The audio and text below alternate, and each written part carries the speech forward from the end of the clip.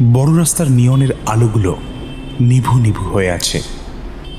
তার সামনের গাছের জটাজারি যেন সেই ক্রমহ্রাসমান আলোটাকে চাদরে মুড়ে ছায়ার মতো আবৃত করে রেখেছে। দুদিনব্যাপী অলস বৃষ্টিটা যেন যেতেই চাইছে না। শহরের রাস্তাঘাটের অনেকাংশ জলে টইটুম্বর হয়ে আছে। ঘোষালপুর থানার সন্নিকটেই যে বাস ডিপো, সেখানেই বাসগুলো যাত্রীর অভাবে ধুঁকছে। সারি সারি বাসের নিচে গুটি কয়েক চার পেয়েই তাদের সহজ আশ্রয় খুঁজে নিয়েছে। তাদের মধ্যেই কিছু খাদ্য সন্ধানে রাস্তার এপাশ থেকে ওপাশ। আজ সন্ধ্যেতে বৃষ্টি একটু ধরে আসতেই সেই সুযোগে অনেক দিন পর থানা থেকে গৃহমুখী হয়েছি। কাজের চাপ তেমন নেই, তাই কদিনের ছুটি মঞ্জুর করতে খুব একটা কষ্ট হয়নি। বৃষ্টির জন্য গাড়ি চলাচল একেবারেই নেই, খালি কিছু সরকারি গাড়ি আর পুলিশ ভ্যান। টিভিতে আর রেডিওতে শোনা যাচ্ছে ডিভিসির বাঁধ নাকি খোলা হয়েছে, আর তাই ঘোষালপুরের একপাশ বন্যায় বেশ ক্ষতিগ্রস্ত হয়েছে। সরকারি ত্রাণ তহবিলের সস্তার চিড়ে গুড় মুড়ি দিয়ে ভোট কুড়োতে সেজন্যই দুবেলা নেতা মন্ত্রীদের যাতায়াত। সত্যি কি বিচিত্র এই দেশ।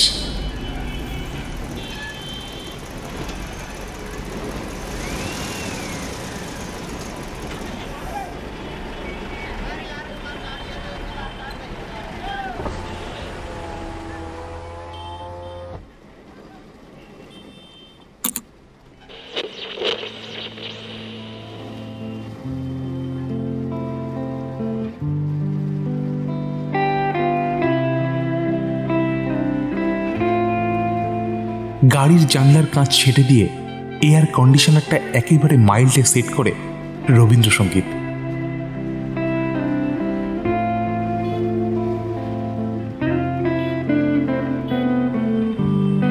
দোকানপাট একদিন মাথায় উঠেছে। মোড়ের মাথার চ্যাটার্জি মেডিকেলের বড় বটগাছের তলায় বিনিমাধবের চায়ের দোকান ছাড়া আর কিছুই চোখে পড়েনি একদিন। জনমানবশূন্য ঘোষালপুরের আরেক পাশটা ভীষণ ব্যতিক্রমী। 3 রাস্তার মোড়ের দক্ষিণ পূর্ব কোণে ঘোষালপুর হাসপাতাল। সেখানেই ভিড় জমিয়েছে জনা 50 লোক। মহিলাদের সংখ্যাই বেশি। পরনের শাড়ি আর ময়লা জামাকাপড় ভিজে চুপচুপে হয়ে আছে।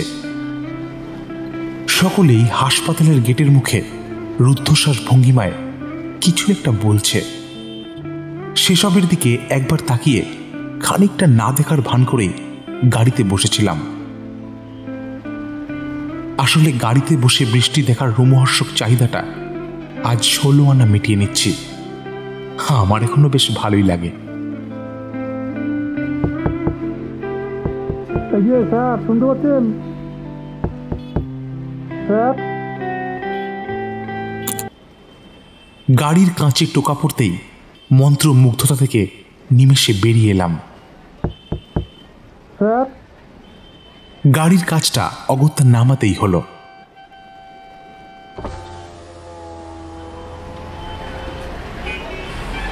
হ্যাঁ বলুন।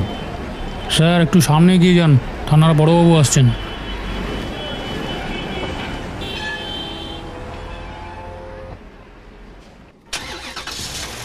গাড়ির কাজটা সামান্য তুলে দিয়ে হাসপাতালের রাস্তার উল্টো পথে গাড়িটা রাখলাম।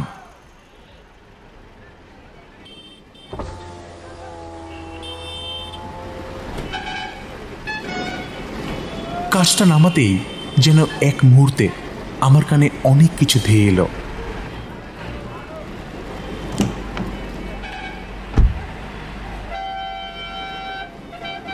বাইরে বেরিয়ে আসলাম।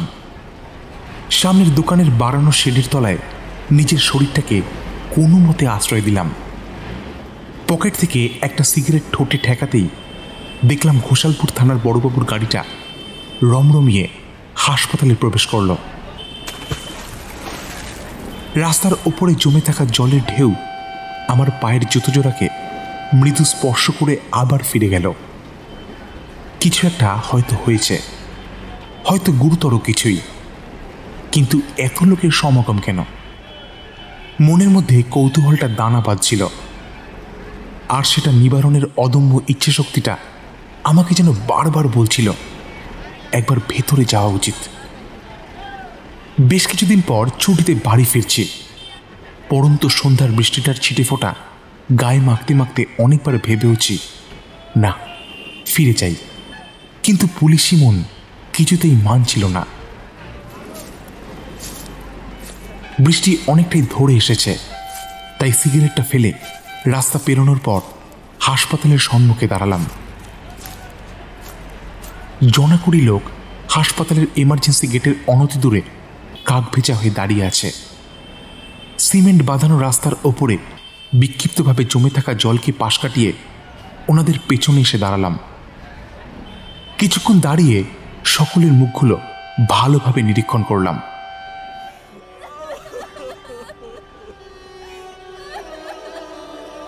কালো শীর্ণকায় অপুষ্টিতে ভুক্ত আরো বেশ কিছু মানুষ এমার্জেন্সি গেটের একেবারে সামনে এক দৃষ্টিতে দণ্ডায়মান, যেন বহুদিনের তৃষ্ণার্ত বুকগুলো চাতক পাখির মতো চেয়ে আছে। তাদের বিহবল ভরা মুখগুলো দেখে আমার সন্ধিৎসু মনে অনেক প্রশ্নের উদ্রেক হয়েছিল, কিন্তু জিজ্ঞাসা করার মতো সৎসাহস সেই মুহূর্তে হয়ে ওঠেনি। হয়তো কোনো নিকট আত্মীয়র প্রয়াণের খবরে শোকাহত, না হলে এভাবে আসবে কেন? কিন্তু সাথে পুলিশ কেন? তাহলে কি এই মৃত্যু নিয়ে কোনো জলঘোলা হয়েছে? মন কিছুতেই মানছিল না। হঠাৎ মাটির দিকে অনতি দূরে এক মহিলাকে দেখে আঁতকে উঠলাম। হাসপাতালের সামনে সিমেন্ট নির্মিত কৃত্রিম জলধারা, আর তাতেই বেশ কয়েকটা জলপদ্মের সমাহার। তার বেড়েই কোনোভাবে মাথা ঠেকিয়ে শায়িত আছেন একজন ভদ্র মহিলা। গায়ের রং বেজায় কালো আর শীর্ণকায়। তার অস্থিচর্ম বিশিষ্ট শরীরটা দেখলে বুঝতে অসুবিধে হয় না এই মহিলাও এই দলের দলছুট একজন সদস্য মাত্র। মহিলার পরনের ছাপা ময়লা শাড়িটা থেকে যেন বৃষ্টিতে বহুদিনের ক্লেশ একেবারে ধুয়ে মুছে যাচ্ছে, কিংবা বৃষ্টির ফোঁটায় ভর করে তার শরীর ও মনে কোনো এক অপছায়া বর্ষিত হচ্ছে, যা হয়তো যুগ যুগান্তর তাকে বয়ে বেড়াতে হবে।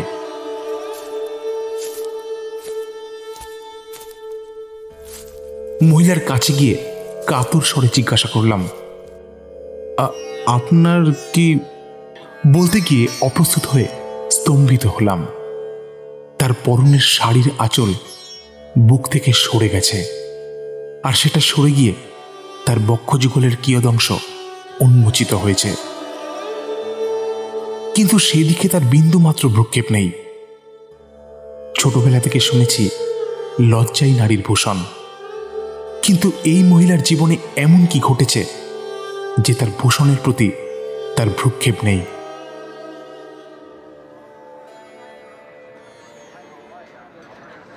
ঘোষালপুর থানার বেশ কিছু পুলিশ সামনেই ছিল, হাতে লাঠি, হেলমেট, বডি প্রোটেক্টিভ গিয়ার, ঢাল, আরো কত কি। সকলেই এমার্জেন্সি গেটের সামনে। হঠাৎ সুদৃঢ় কণ্ঠের হুঙ্কারে সেদিকে তাকালাম। সামনে সব লোক ফাঁকা করুন, আর যেন বলতে না হয়। ঊর্ধ্বধারী পুলিশ কর্মীর সামনে জটলা হয়ে আছে কিছু উন্মত্ত পাষণ্ড লোক। তাদের উন্মাদনার উদ্দেশ্য বোঝার জন্য সেদিকে এগিয়ে গেলাম। নমস্কার। হ্যাঁ, বলুন। কি হয়েছে এখানে? 2 বছরের একটা... কথাটা শেষ হওয়ার আগেই লোকটার পকেটের ফোনটা বেজে উঠল।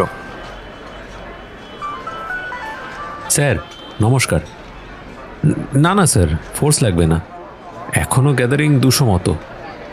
এমনি এখনও পিসফুল, কিন্তু যখন তখন মানে এজিটেটেড হওয়ার টাইম লাগবে না স্যার। আমি এই পাশটায় আছি। না স্যার, বডি এখনও ভেতরে। লোকটা ফোনটা রেখে আবার আমার দিকে এগিয়ে এলো। এই আপনি মশাই মিডিয়া ফিডিয়া না তো? ও সব বাইট ফাইট দিতে পারবো না। না না, অসুবিধে নেই, কিন্তু আপনি বললেন বডি মানে মানে কিসের? একটা বাচ্চা মারা গেছে, 2 বছর মতো বয়স। মানে কিভাবে? এই অত শত জানি না, তবে শুনেছি ডায়রিয়া হয়েছিল, সকালে ভর্তি হয়েছে, এখন এক্সপায়ার্ড করেছে। মারা গেছে? জানতো, ওদিকে লোক আছে, জিজ্ঞাসা করুন। শালা ডিউটি করতে ফেটে যাচ্ছে আর এদের কৌতূহলের শেষ নেই। স্যার নমস্কার। হ্যাঁ হ্যাঁ, পিসফুল পিসফুল। হাসপাতালের সামনের চিত্রটা জলের মতো পরিষ্কার হয়ে গেল। আগন্তুক নির্বিকার শীর্ণকায় মানুষগুলো যার জন্য অধীর আগ্রহে অপেক্ষারত, সেটা সেই 2 বছরের ছোট্ট বাচ্চাটা। কিন্তু সামান্য ডায়রিয়াতে একটা বাচ্চার অকাল প্রয়াণ, মানে যে বাচ্চাটা সকালে সামান্য উদারময় নিয়ে ডাক্তারবাবুদের দ্বারস্থ হয়েছে, সে এভাবে, এটা কি মেনে নেওয়া যায়? এবারে পুলিশের আগমন অনেকটাই বোধগম্য হয়েছে। সকালের খবরের কাগজের ভেতরের পাতার বাম দিকে যে ছোট ছোট কলামগুলো পড়েও না পড়ার ভান করে উল্টে দিই, সেগুলোর মতোই একটা খবর, যা হয়তো টিভি পর্দায় টিআরপি মাখানো রোমহর্ষক খবরগুলোর মাঝে একেবারে বেমানান। এটি সেগুলোর মধ্যেই একটা। জনরোষের কারণ বুঝতে এবার আর অসুবিধে হলো না। মিডিয়ারও বেশ সুবিধেই হলো। ডাক্তারের গাফিলতি, আর তাতে আবার খাকি পোশাকের সোদা পচা গন্ধ। পাশেই এক পুলিশকর্মী ছাতা হাতে দাঁড়িয়েছিল। তার সামনে নির্বিকার জরাজীর্ণ মানুষগুলো, এতক্ষণ যারা মর্মাহত হয়ে দাঁড়িয়েছিল, তাদের মধ্যে থেকে কয়েকজন চিৎকার করে বলে উঠল, আর কতদিন আপনারা পাহারা দেবেন এই হাসপাতালে চিকিৎসায়? যত সব। এই নিয়ে অনেক হলো বাবু, আমরা ছোট মানুষ তো, তাই আমাদের আর বাঁচার কোনো অধিকার নেই, তাই না বলুন? খালি আমাদের হেয় করেন। ইমার্জেন্সি গেটের সামনের চিত্রটা এক লহমায় শান্ত নিশ্চল হয়ে উঠল। লোকটার ফ্যাঁসফ্যাঁসে গলায় বেদনাদায়ক কণ্ঠের মধ্যে অনুশোচনা ভরা খেদ। তারই মধ্যে কোথায় যেন এক চিলতে আক্রোশের আওয়াজ ভেসে এলো। নির্বাক পুলিশের এক পৃথিবী দায়িত্ববোধের সম্মুখে লোকটির আর্তনাদ যেন সিংহের মতো হুঙ্কার দিয়ে উঠল। আমি এক দৃষ্টিতে লোকটাকে নিরীক্ষণ করছিলাম। ভিজে লুঙ্গি আর ছেঁড়া ময়লা গেঞ্জি। নিজের বুকে তার জরাজীর্ণ হাতের মুষ্টি দিয়ে বারংবার আঘাতের আওয়াজ আমার কান অব্দি আসছিল। আমার পেছনেই কাঁধে একজনের হাত অনুভব করে পেছনেই তাকালাম। আপনি কি বাচ্চাটির বাড়ির লোক? একটু ভিডিও নেব, আমরা কালকের সংবাদ থেকে আসছি। একটু না মুখটা দুঃখ দুঃখ করে রাখবেন, কেমন? সরি, আমি কেউ নই। আপনি বরঞ্চ ওদিকে যান। দূর মশাই, তা এখানে কি করছেন? আমি লোকটাকে অনুসরণ করে সামনে এগিয়ে গেলাম। হাসপাতালের পেছনের দিকে এগিয়ে স্তম্ভিত হলাম। খাকি পোশাকের জনাদশেক পুলিশকর্মী একবদ্ধ হয়ে এমার্জেন্সি গেটের একটু ভেতরে দাঁড়িয়ে আছে। পুলিশি করা প্রহরাকে ভেদ করে বেশ কিছু মানুষ ভেতরে প্রবেশ করার জন্য একেবারে বদ্ধপরিকর। দুপক্ষের সাথেই চলছে মুষ্টি লড়াই আর ধাক্কাধাক্কি। দুজন মহিলা পুলিশও একত্র হয়ে সেই জনরোষের সামনে রীতিমতো নাস্তানাবুদ হচ্ছে। জনরোষের পেছনের সারির বেশ কিছু লোককে দেখে ভারী অবাক হলাম। তাদের সোচ্চার হওয়ার কোনো কারণ সেই মুহূর্তে পাইনি। হয়তো তারা আখের গোছানোর কোনো সহজ পথ অবলম্বনে ব্যস্ত। তাদের মুখের ভাষার সাথে তাদের ভদ্রলোক সুলভ বাহ্যিক পরিকাঠামো সম্পূর্ণ ভিন্ন। ভেঙে দাও, ভেঙে দাও সালা, এইসব আন্দোলন ফান্দোলন কিছু হবে না। এদের সালা তেল বেড়ে গেছে। ভেঙে দে সালা, ভেঙে দে। প্রত্যেকবার সালা পুলিশ পুলিশ, খালি পাহারা দেওয়া, কিছু হলেই পুলিশ। হ্যাঁ, কি পাহারা দেয় কি জানে। এদের আর কতদিন বাঁচাবেন আপনারা? হ্যাঁ, অভিযোগ? আর অভিযোগ কাকে করবে এরা? গরিব মানুষ। আপনারা না দেখলে কারা দেখবে? ভাঙ তো ভাঙ, ভাঙ সালা, ভাঙ তো ভেঙে দে। পুলিশ যেন এবারেও নীরব দর্শক। সরকারি পোশাক পরিহিত কাঁধে ভুবন সম দায়ভারকে সাথে নিয়ে এবারেও কদর্য খিস্তি খেউরকে দাঁতে দাঁত চেপে সহ্য করে যাচ্ছে। মাথা উঠিয়ে এমার্জেন্সি গেটের কাঁচের ফাঁক দিয়ে আড়ালে দেখলাম ভীত সন্ত্রস্ত কার্যকরী হাসপাতাল কর্মীরা একজোট হয়ে দাঁড়িয়ে আছে, আর বাইরের জনরোষের সামনে পুলিশি প্রহরা যেন পর্বতের বৃষ্টির ছায় অঞ্চলের মতো সমস্ত আক্রোশকে পায়ের কাছে ধরাশায়ী করছে। সন্তান বিয়োগা মাকে পাশের চেয়ারে বসানো হয়েছে। বৃষ্টিটা এবারে ধরে এসেছে, লোকজনের ভিড়টাও প্রায় নেই বললেই চলে। মৃত বাচ্চাটার বাবা এমার্জেন্সি গেটের সামনে ক্ষুধার্ত ভিক্ষুকের মতো দণ্ডায়মান, আর তাকে ঘিরেই বেশ কিছু মানুষ। পুলিশি প্রহরায় কিন্তু এখনো কোনো খামতি নেই।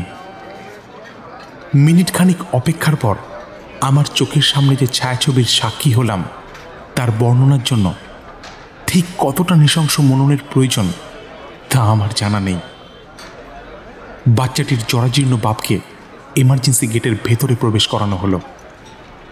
পুলিশ কর্মীদের মধ্যে একজন দৌড়ে বাইরে গিয়ে একটা অ্যাম্বুলেন্স নিয়ে এমার্জেন্সি গেটের সামনে আনলো,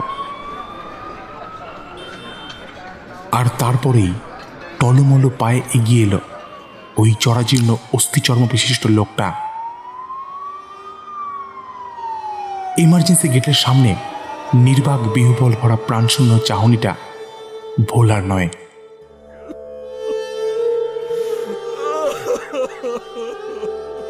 তার সারা শরীরে যেন শিহরণ খেলে যাচ্ছে। পাশেই দাঁড়িয়ে থাকা বাড়ির লোকজন ছুটে এলো এদিকে। কান্না হাহাকারে মুড়ে দিল সমস্ত হাসপাতাল চত্বর। আমার কানে কিছুই আসছিল না। লোকটা এখনো ঠায় দাঁড়িয়ে আছে, মুখের কোনো ভঙ্গিমা নেই, যেন তার জীবনযাত্রায় কয়েক মিনিটের জন্য স্থগিত হয়ে গেছে। পুলিশের ইশারাতে অ্যাম্বুলেন্সের লোক এসে প্রাণহীন বাচ্চাটাকে স্ট্রেচারে সন্তর্পণে রাখল। মিনিট খানেকের নিস্তব্ধতাকে ভঙ্গ করে এক অমানসিক চিৎকার যেন লোকটার সমস্ত ক্লেশ দুঃখকে একযোগে বিতাড়িত করল। আমাকে শেষবারের জন্য কোলে নিতে দাও, একবার দাও, বাবা কোথায় গেলে বাড়ি?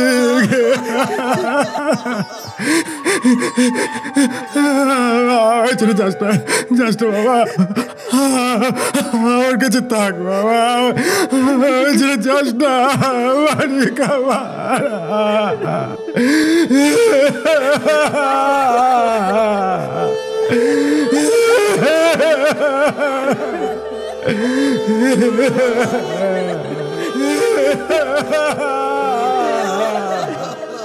সন্তান বিয়োগা হতভাগ্য বাবার জরাজীর্ণ মুচড়ে যাওয়া মুখটা দেখে হতবাক হয়ে গেছিলাম।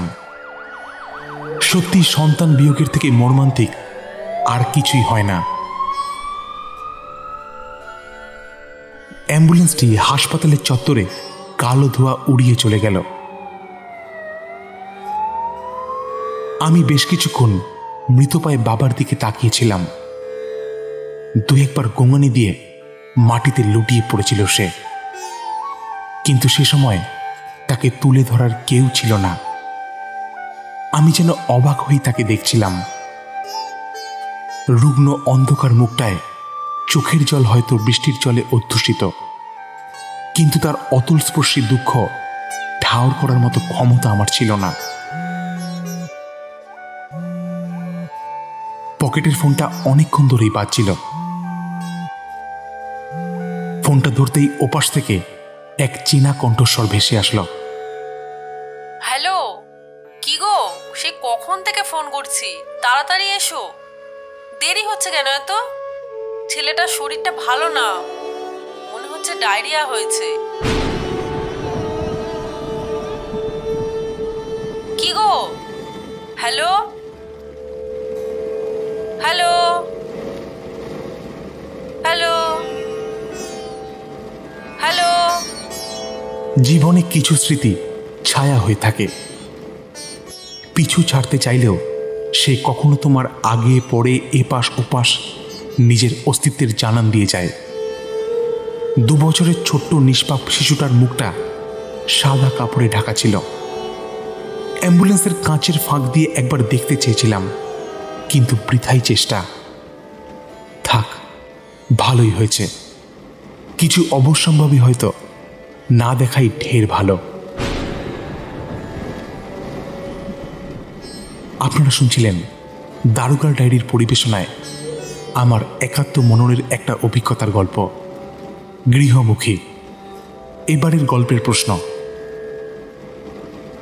থাক, এটা কোনো গল্প নয়, এটা আমার অভিজ্ঞতা। গল্প পাঠ সমরেশ এবং অন্যান্য চরিত্রে দেবায়ন, প্রদীপ্ত, স্বর্ণাভ, জয়দীপ, বোধিসত্ত্ব, সৌমেন এবং পায়েল। ভালো লাগলে জানাবেন, সাথে থাকবেন, পাশে থাকবেন। ধন্যবাদ।